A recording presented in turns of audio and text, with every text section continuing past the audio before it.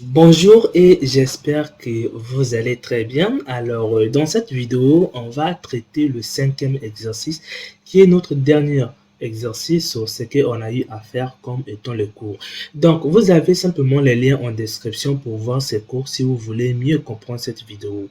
Alors, je vais signaler que je ne vais jamais faire sortir une notion auquel je n'ai jamais eu à expliquer dans les cours que je suis en train de donner sur la programmation de Python. Donc, ce qui veut dire que cet exercice devait être très facile si on devait utiliser les boucles, mais puisqu'on n'a pas encore vu les boucles, on va faire ça de manière très débutante pour les gens qui ne connaissent pas.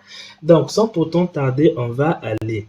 Donc, pour cela, on va venir sur Blender et vous allez venir sur Scripting et vous allez cliquer sur New et n'oubliez pas de faire apparaître la console, ça vous sera utile. De toutes les façons, on ne peut que faire Blender console. Donc, vous allez cliquer sur la console et là, vous allez avoir simplement la console ici, mais ne vous inquiétez pas, nous allons voir son utilisation tout à l'heure. Donc, pour cela, on va revenir sur l'exercice avant de commencer. On va écrire un programme qui demande à l'utilisateur de saisir un nombre, puis d'afficher la table de multiplication jusqu'à la deuxième valeur. Cela veut dire que lorsqu'on va commencer la multiplication, on va commencer la multiplication par 1, par 2, par 3, jusqu'à ce qu'on atteigne la deuxième valeur. Mais on va pas faire que ça atteigne la deuxième valeur, on va que faire la table de 10 de n'importe quel nombre qu'on va saisir. Donc, jusqu'à la table de 1, 2, 3, 4. Donc, ton nombre multiplié par 1, multiplié par 2, multiplié par 3, jusqu'à 10. Parce que si on respecte vraiment ce qui est là, ça va nous amener à utiliser les notions qu'on n'a pas encore eu à utiliser. Donc, pour cela, on va aller, parce que j'ai déjà beaucoup parlé, vous allez venir ici. On va commencer par quelque chose de plus simple, c'est d'écrire un programme qui demande à une personne de saisir un nombre. Donc, pour cela, vous allez écrire, par exemple, J est égal, qui va enregistrer ce que nous allons saisir, et ça sera input, donc ça sera égal à input. Donc, input, c'est simplement créer une zone auquel la personne peut saisir. Donc, G va prendre ce que J va enregistrer ce qui sera à l'intérieur de ce que nous allons saisir, donc à l'intérieur de la zone de saisie, bien évidemment. Donc, pour cela, on va exécuter et on va venir ici, donc dans la console ici. Et là, vous avez la possibilité de saisir ce que vous voulez et lorsque vous faites OK, vous n'avez plus la possibilité de saisir. Donc là, vous voyez bien que la saisie a bel et bien marché. Mais on va écrire un petit message pour marquer que c'est ici la zone de saisie. Donc pour cela, vous allez mettre griffe et vous allez mettre, par exemple, je vais écrire nombre et je vais mettre des points. Je ne vais pas compliquer les choses. Espace. Donc, on va mettre même son espace. Donc, ce qui veut dire que ce qui est à l'intérieur des griffes va être affiché comme un message à l'écran. Donc, on va exécuter et là, vous allez venir sur la console. Là, vous avez nombre comme étant notre message, mais on va écrire par exemple, je sais pas, 15 et c'est fini. Maintenant, avant d'aller un peu loin dans notre exercice, il est mieux de voir le nombre qu'on saisit. Est-ce que c'est bien enregistré? Donc pour cela, donc, de toute façon, ça sera toujours bien enregistré, mais c'est mieux de voir le nombre. Donc pour cela, vous allez écrire print. En fait, print va afficher, mais sans avoir besoin de saisir. Donc là, ce que nous voulons afficher, c'est ce qui est à l'intérieur de J. Donc on va mettre J dans les parenthèses et ça va nous afficher ce qui est à l'intérieur de J. Donc, on va exécuter, on va venir ici. Si, par exemple, on écrit 12 à la fin, vous voyez bien que vous aviez 12 ici. Donc, c'est bien évidemment ce qu'on vient de saisir. Maintenant, on va le effacer. C'était juste pour voir ce qu'on enregistre étant comme la saisie.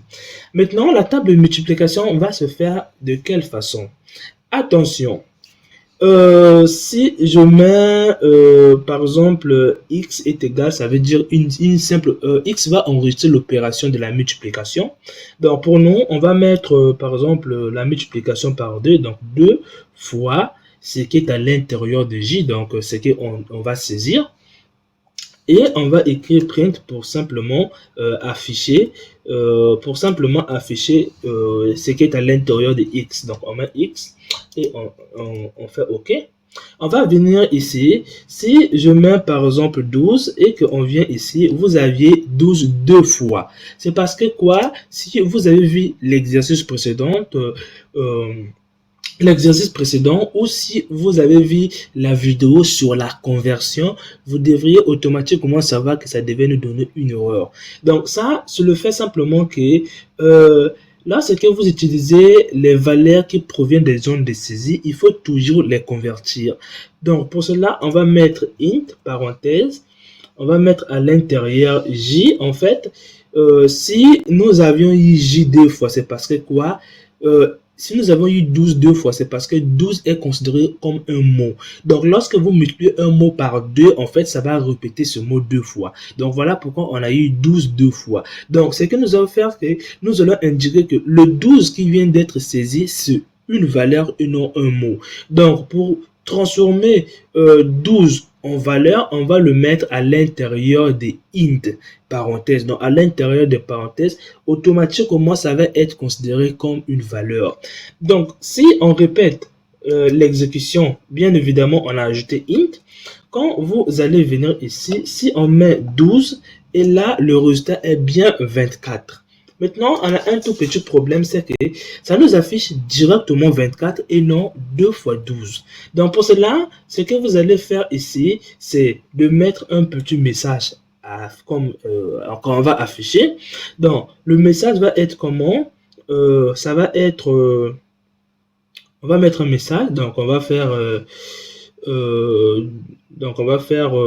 comment je vais mettre? Donc, je vais mettre 2 multiplié par 2 multiplié par j. Donc bien évidemment le j que nous sommes en train de faire, en fait, c'est ce qui va être saisi. Donc 2 multiplié par ce qui va être saisi. Ensuite, ça sera égal à x et vous fermez. Donc là, je vais le mettre pour vous montrer quelque chose. Je vais l'exécuter et vous allez venir ici. Si par exemple on met 12 et qu'on vient ici, vous voyez bien, on a 2 fois j fois x. C'est parce que quoi? Lorsque vous mettez les choses dans les griffes, en fait, ça va afficher textuellement la chose que vous avez mis. Or, si par exemple, j'arrête mes griffes ici et que j'enlève ici, attention, il ne faut jamais coller les griffes avec les mots. Il faut toujours les séparer avec une virgule. Donc là, si je mets x dehors, je ne mets pas ça à l'intérieur, voyons ce que ça nous donne. Donc, quand j'ai écrit 12, là, vous voyez bien 2 fois j égale à 24. En fait, ce qui veut dire que quand vous mettez une lettre sans griffe, ça va prendre la valeur qui est à l'intérieur de cette lettre. Mais assurez-vous que vous avez mis que cette lettre sera égale à quelque chose quelque part. Sinon, ça ne va pas marcher. Donc, il faut que ça soit égal à une opération ou encore la lettre là doit enregistrer quelque chose. Donc, pour nous, on sait que X va enregistrer l'opération, donc ça va marcher. J enregistre ce qu'on va saisir, donc on peut même le mettre dehors, aucun problème. Alors, comment faire en sorte est-ce que, bon, c'est juste une question qui va encore peut-être vous arriver. Est-ce que on peut utiliser plusieurs griffes? Oui, plusieurs griffes, vous pouvez l'utiliser. Imaginons par exemple que je vais d'abord afficher le message, le numéro 2. Ensuite, je vais afficher la valeur de J. Ensuite, afficher égal comme étant un message. Mais là, vous voyez bien que je n'ai pas la possibilité. Rien de plus difficile. Vous mettez un griffe au début jusqu'à la fin du premier message. Vous fermez le griffe et vous pouvez mettre une virgule pour simplement dire que je vais mettre quelque chose d'autre, mais qui ne sera pas dans les parenthèses. En fait, justement les séparer. Ensuite, on va afficher J, virgule. Ensuite, on va afficher égal. Donc, égal, on ne peut pas l'afficher comme une valeur. On doit le mettre dans les griffes pour que ça soit affiché. On va exécuter. On va venir ici. Si par exemple, je mets 12 et là, automatiquement, vous avez 2 fois 12. On va le répéter. Si je exécute et que je mets par exemple 15, vous aviez 2 fois 15. Donc, c'est la même chose. Maintenant, comment faire la multiplication pour les autres pour la table? Donc, rien de plus difficile. Vous faites ici. vous copiez ça, vous répétez la ligne plus de 10 fois. Donc, comme je vous ai dit, on ne peut pas utiliser les notions qu'on n'a pas encore vues. Donc, on va s'arrêter ici. Et les x qui sont là doivent être différents. Donc, si je mets ici x1, c'est pas la même chose que x. Si je mets xd, c'est pas la même chose que 2. Donc, j'espère que vous le voyez. À ne pas utiliser des lettres avec deux opérations. Sinon, ça va effacer parmi les deux. L'un va être effacé. Donc là, on va mettre 3, on va mettre 4, on va mettre 5, on va mettre 6, on va mettre 7, on va mettre 8, on va mettre 9, on va mettre 10 et on efface ça. Donc là, on vient de créer, je sais pas, 10 multiplications qu'on vient de faire ici. Je sais pas si c'est 9. On vient de le faire, mais on a un petit problème. On n'aura qu'une seule affichage. Donc, on doit avoir aussi 10 affichages. Sinon, on va pas afficher ce qu'on vient de faire. Sinon, on va qu'afficher cette ligne qui est là. Donc, pour cela, on va copier aussi. Donc, on va le faire monter un peu. Je vous ai dit que ça devait être plus rapide avec les boucles, mais puisqu'on n'a pas encore vu ça, je vous mets une méthode qui va vous paraître simple. Donc, on va remettre encore. D'ailleurs, je ne fais pas CTRL-V, CTRL-V, CTRL-V, CTRL-V. Pour les gens qui n'arrivent pas à copier, vous pouvez faire ici. Vous venez dans Edit, vous prenez Copie, vous copiez. Et vous pouvez venir en bas, vous venez encore dans Edit, vous faites Paste, ça va apparaître. Donc, pour cela, je vais copier ça seulement. Donc, je vais copier ça. Ensuite, comme ça. Donc, là, au lieu d'afficher la valeur de x, on va afficher x1. Donc, on va mettre 1. On va mettre, je sais pas combien on va mettre ici. Donc là, j'ai même oublié. Ça sera 2, ça sera multiplié par 1. Ça sera la table de multiplication multipliée par 2. Ça par 3. Ça par 4. Donc je vais aller vite, donc par 5, par 6, par 7, par 8, par 9, donc là, 9 et 9 et 10. Donc ça sera par 10. Ensuite, vous allez maintenant venir prendre les... Donc, on va mettre c'est la même chose. Au lieu d'afficher 1, on va mettre 1, 2. Et là, on va faire 3. Donc, on va descendre. 4, 5, 6, 7, 8, 9. Et 10. Donc, cette ligne-là va être supprimée. On enlève.